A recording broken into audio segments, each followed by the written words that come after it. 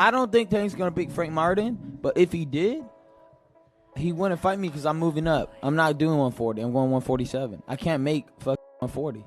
I never even technically fought at 140. I fought every time at 143. My body can't literally go lower than 143. It's impossible. He's gonna fight Tank Davis. It's a catch weight, okay? At 45, 44, just the way they did it to him. Yep. Now he's the man. Now he's the face of boxing. Come on now. Come on now. It's uncertain whether Tank will defeat Frank Martin, but even if he does, he's unlikely to face me. I'm moving up to 147. I can't make 140. I've never technically fought at 140. I've always fought at 143. My body can't go lower than 143. It's impossible. Tank is set to fight Gervonta Davis at a catchweight, around 144 or 145, similar to how they arranged it for him. Now he's the man, the face of boxing. Ryan Garcia has confronted Gervonta Davis live, asking for a rematch after defeating Devin Haney. Opinions are swirling like punches in the ring regarding the Haney vs. Garcia showdown. Even Teddy Atlas has shared his unique perspective. He tweeted, "No, I don't think it was all an act, but I do think in a way Ryan needed the craziness to get to the ring. And once there, he was bigger, faster, and stronger," along with a photo of Garcia knocking down Haney. Garcia made history by becoming the inaugural fighter to defeat Haney, achieving a rare feat by scoring multiple knockdowns against him. Atlas delved into the intricacies behind Garcia's seemingly effortless victory, proposing various theories to decipher his remarkable accomplishment. Atlas added, "The crazy thing on a crazy night is Garcia only fought in certain rounds and spots, and that actually served him. It made Haney get a false sense of security and caught by surprise at times. Haney's approach is not what it usually is. He walked in, no jab, looking for big shots. That's not him, that's not his style." To steal terms from Floyd, they thought it would be easy money. Prior to the bout, Atlas stood among those advocating for Garcia's mental assessment before proceeding with the fight. Garcia's erratic and contentious conduct in the weeks preceding the match comprised numerous insinuations of harm towards Haney and insinuations of external manipulation. After the fight, Atlas commented on the large weight discrepancy, over 3 pounds. He said, "Making weight for Haney drained him, and not making it for Garcia helped him. And the craziness leading up hurt Haney because they looked past Ryan, thinking it would be easy if they ever fought again. I don't think they will. You can be sure they will require Garcia to make weight and have a hydration clause." On the other hand, Devin Haney recently addressed rumors about his well-being and voiced his keenness for a rematch. Haney, experiencing his inaugural defeat in a grueling match against Garcia, found himself on the canvas thrice throughout the bout. Speculations ran rampant about a possible fractured jaw, spurred on by a viral image revealing Haney's swollen cheekbone, further stoked by Garcia's tweet acknowledging the chatter. Haney took to social media to address concerns about his health and express his readiness for a rematch. He reassured fans by stating, "Alhamdulillah, Allah is the perfect planner, he makes no mistakes. I fought like a true champion, got up off the canvas, and kept fighting. I am 100% okay and would love to do it again, while we both make weight." Haney then clarified that he did not suffer any broken bones and emphasized his determination to bounce back, asserting, "I have not broken anything, by the way. Like I said, I'm okay. Same way you dish it, be able to take it. I will be back, inshallah." Meanwhile, Nico Ali Walsh made his voice heard across social platforms, responding to Devin Haney's unexpected defeat. As spectators grappled with Garcia's unexpected triumph, Muhammad Ali's grandson seized the moment, bringing Floyd Mayweather into the mix. Upon observing Haney's recent tweets, Nico Ali Walsh shared his thoughts on his Instagram story, considering it to be a historic occasion in the sport. Ali's grandson wrote, "The Mayweather undefeated era of boxing is over. Everyone's fighting the best. Love to see it." Walsh's commendation added resonance, considering Haney's unwavering resolve to persist in the struggle despite Garcia's blatant disregard for the prearranged weight restriction. Nevertheless, Caleb Plant holds a different perspective on losses, seeing them as insignificant. The following day, he sought support from Roberto Duran to justify his stance. Plant wrote, "We have to stop acting like a loss means a fighter sucks.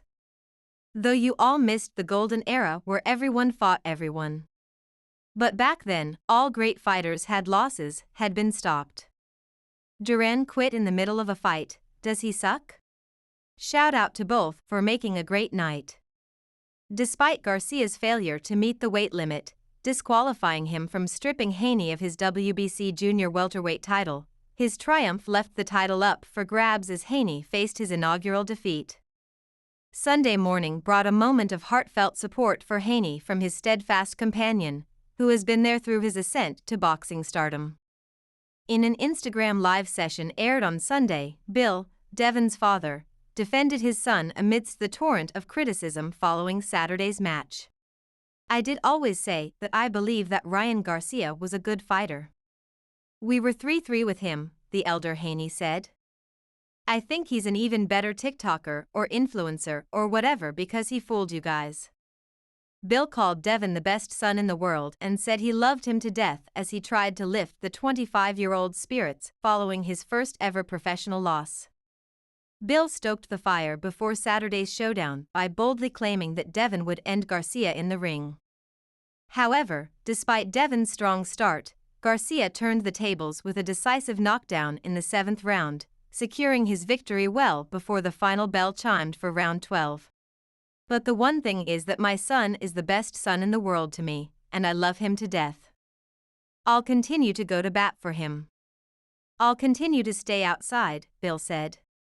Following Haney's humbling defeat, Bill announced his desire for a rematch between Garcia and his son. However, orchestrating this rematch will require careful coordination, as Garcia aims to face off against Jaron Ennis, Conor Benn, Gervonta Davis, and possibly other opponents before contemplating another showdown with his long-standing rival. Devin definitely wants a rematch. Devin is still the WBC champion. He couldn't lose the belt because Ryan was overweight. He didn't make the skill, but we wanted to make the fight happen.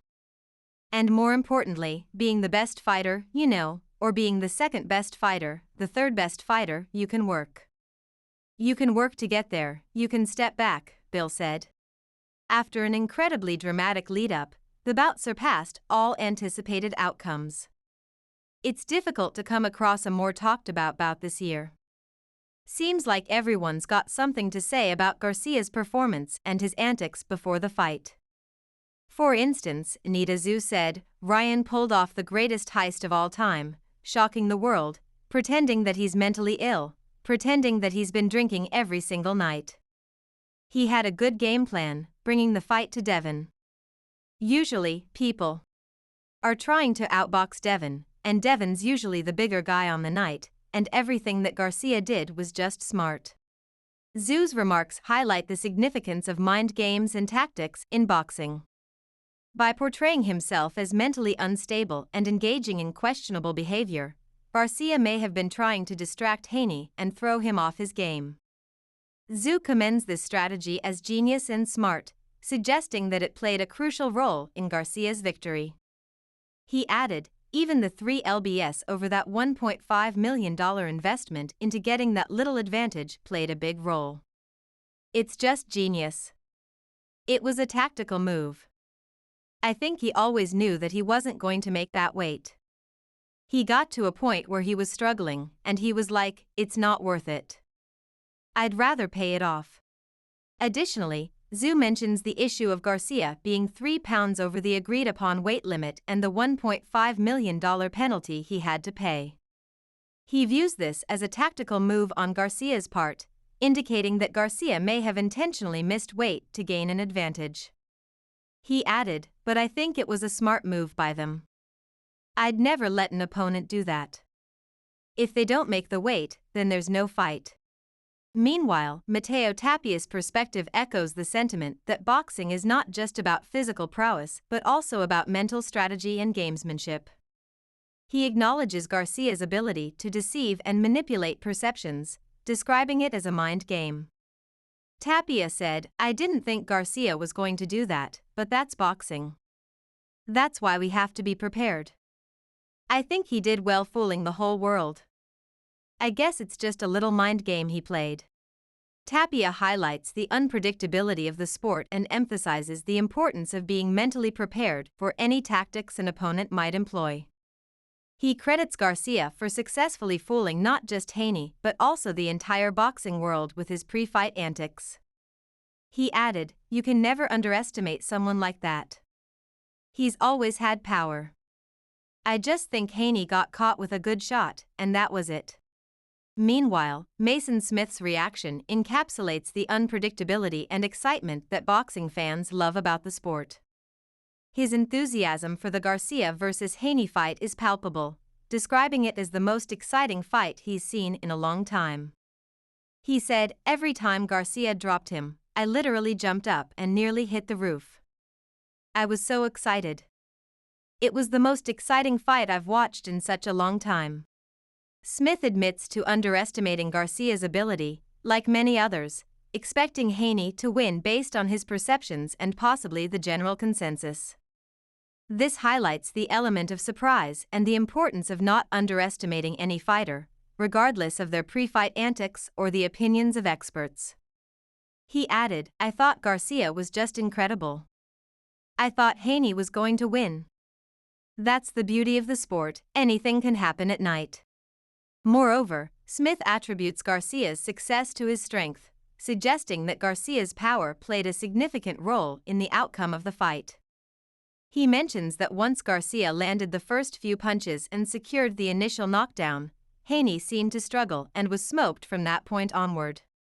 He said, "I think Garcia was just strong, a lot stronger than Haney. And once he landed one or two, I think after the first knockdown, he sort of smoked from there." Glenn Jennings, Tim Tszew's manager, offers a perspective that many boxing enthusiasts share: the sheer excitement and unpredictability of the Garcia vs. Haney fight. He emphasizes the pleasure of witnessing two skilled fighters go head-to-head, showcasing their talent and determination in the ring. He said, "Like the rest of the world, it was an absolute pleasure to watch, to see two guys go at it as they did, and to see Ryan Garcia pull that out of the bag." Jennings praises Garcia's ability, highlighting his natural power as a significant factor in his victory. He suggests that Garcia's power was a decisive element that even a gifted fighter like Devin Haney struggled to counter effectively. He added, "I think it just once again reiterates that when you've got that natural power, it's very hard to combat, even for a gifted fighter like Devin Haney. When you get hit, you get hit." Furthermore, Jennings expresses optimism about the impact of such a compelling fight on the sport of boxing as a whole. He believes that this fight is great for boxing. He said, "Great for boxing, terrific for boxing. And I hope it resonates throughout the world that there are still great fights to be made." Meanwhile, UFC bantamweight champion Sean O'Malley had hinted before that the only UFC-sanctioned fight he would consider would be against Ryan Garcia. In a recent statement, O'Malley voiced his disapproval of the winner of the match for employing an illicit technique in boxing. O'Malley mentioned his intention to reach out to UFC CEO Dana White to set up a match against Garcia. However, Garcia's victory over Devin Haney seems to have left the bantamweight champion feeling let down. O'Malley posted a funny video of himself practicing with his trainer Tim Welsh on social media. "Throw the left hook and instantly turn your back," O'Malley stated in the video, curling up comically. Although Garcia was using an unlawful boxing method, the referee did not penalize him. Instead, he was docked a point for another offense. Here's what O'Malley said: "Ryan Garcia, Devin Haney just got done. Very impressive fight from Ryan. He was using an interesting technique. He would throw his left hook, which was really nice, throw his left hook, instantly turn back, couldn't get hit. Here you go, good fight."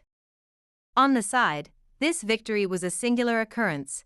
and Garcia has no intentions of granting the Dream a rematch following his triumph against Haney at the Barclays Center. Garcia fearlessly addressed every question thrown his way. He started by expressing his disdain for Gervonta Davis, who defeated him by knockout in 2023. Garcia remains steadfast in his belief that Tank is intimidated by him. Promoter Oscar de la Hoya added, "The only way he's going to fight Tank Davis is at a catchweight, okay, 145, 144, just the way they did it to him. Now he's the man, now he's the face of boxing." Fighting lightweight Davis is scheduled to take on Frank Martin in June. Talking about it, Garcia said, "I don't think Tank's going to beat Frank Martin. But if he did, he wouldn't fight me because I'm moving up." Moreover, Garcia dismisses any notion of a return to the 140-pound division. He boldly declares his intention to steer clear of that weight class, firmly setting his sights on the welterweight division for his future bouts. He said, "I'm not doing 140, I'm going 147. I can't make __140. I've never even technically fought at 140, my body can't literally go lower than 143, it's impossible. I've tried every technique." After exiting the arena and heading towards the van bound for his hotel, Kingery decided against a rematch with Haney. Instead, he entertained the idea of facing Jaron Boots Ennis, the IBF welterweight champion. "All right, let's do it with Boots," Garcia declared. "And if it comes to fruition, it represents a bigger challenge because of the power of his fists." Meanwhile, Tim Bradley, a former world champion who is now a boxing analyst, was severely mistaken when he chose Devin Haney to fight Ryan Garcia last Saturday night. Bradley boldly declared pre-match that should Ryan emerge victorious against WBC light welterweight champion Haney, he'd consider hanging up his commentator's hat.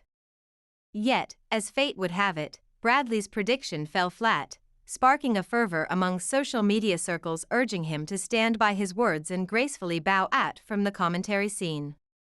Tim said, "If somehow Ryan Garcia pulls off the upset, oh my gosh, I might as well quit commentary and leave the game alone. I'm not going to lie because I just don't see it happening." Bradley fell into the same trap as numerous casual boxing enthusiasts, believing that Haney was a genuine gold standard, especially after his victories against Regis Prograis and Vasily Lomachenko. Bradley fell victim not just to Haney's deceptive victories against aging, undersized opponents, but he also fell to Ryan's charade, believing his pretense of being slightly unhinged leading up to their match with Haney. Ryan was clearly playing people, as Bradley should have understood based on his actions in previous fights and the 3 weeks before his showdown against Haney. However, Ryan Garcia has now called him out, tweeting, "Timothy Bradley, you said you would stop commentating. Be a man."